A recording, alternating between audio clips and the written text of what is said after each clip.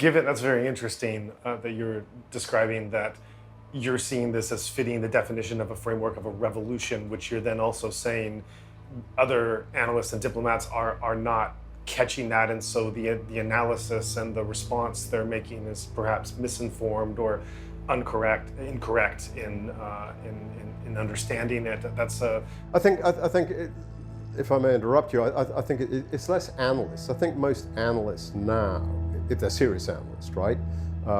Certainly if they're Burmese, they get it because they're living it, right? And even if they're foreign, they get it because they can see what's happening. But I think when you're looking at this from the corridors of power, right? If you're in Bangkok or you're in Singapore, or Jakarta, or London, Paris, Berlin, wherever, right?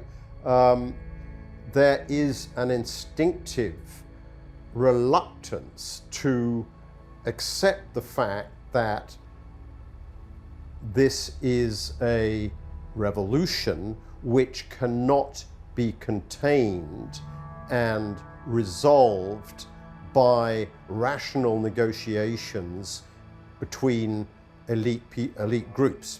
There is a fundamental reluctance to accept that.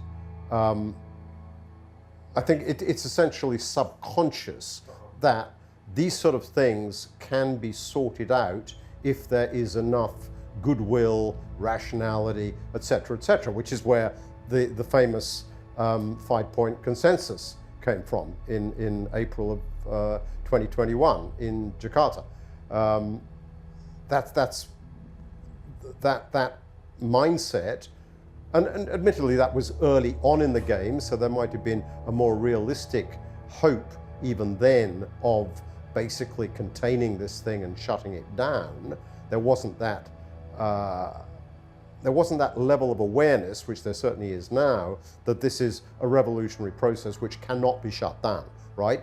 But even given that mindset among diplomats, among politicians in the corridors of power around the world, there is an unwillingness to accept that. Why do you think that is? Because people like that live in a world of rationality, of air-conditioned offices, of tidiness, of they have a mindset which necessarily depends. I mean, diplomacy is all about bringing people together to avoid precisely what we're seeing. And to that extent, this unwillingness to accept the revolutionary nature of what's happening in Myanmar, it's a fundamental problem. I mean, it goes against all their, quote, better instincts, all their training, right? If you're a diplomat, your training is about avoiding this sort of thing. And if you say, well, ultimately, we are actually looking at a revolution here and we don't know how it's going to end, I guess you turn to another problem or go home. I mean, you don't have a lot really to offer. Well, there's a lot that can be done in Myanmar within the context of a revolution, but that's another story.